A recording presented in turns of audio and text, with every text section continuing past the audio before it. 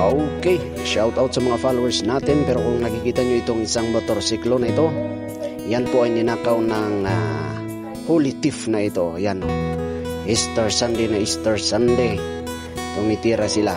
Kaya sa lahat po ng may mga motor dyan at hindi masyadong secure ang inyong parking area, hindi siya masyadong wala kayong guard, wala kayong ASO or whatsoever alarm system, di ba? Para po hindi tayo manakawan or ganito, try nyo rin mag-invest ng mga alarm system nyo po para hindi na naman po kayo manakawan. Kasi ganito po yung ginawa ng taong ito.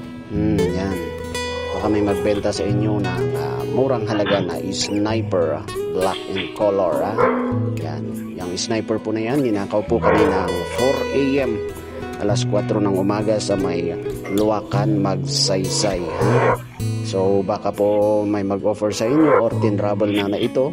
Hindi alarm na lang po baka at least makita natin o makipagtulungan po kayo sa amin para mahuli na natin itong mga hindi lumalaban ng patas sa ating lugar, di ba?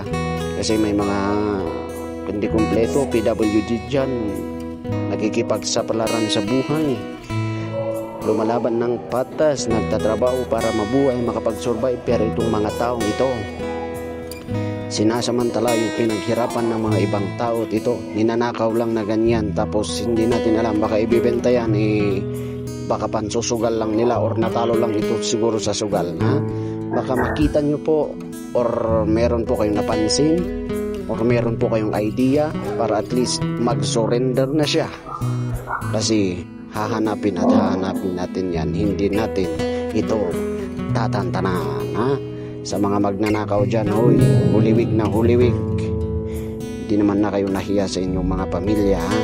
Baka pinapakain mo pala yan sa pamilya mo. Maawa ka naman, maawa ka, magbago ka na pare. Ayan yung mukha ng magnanakaw. Baka sakaling mamukhaan nyo po.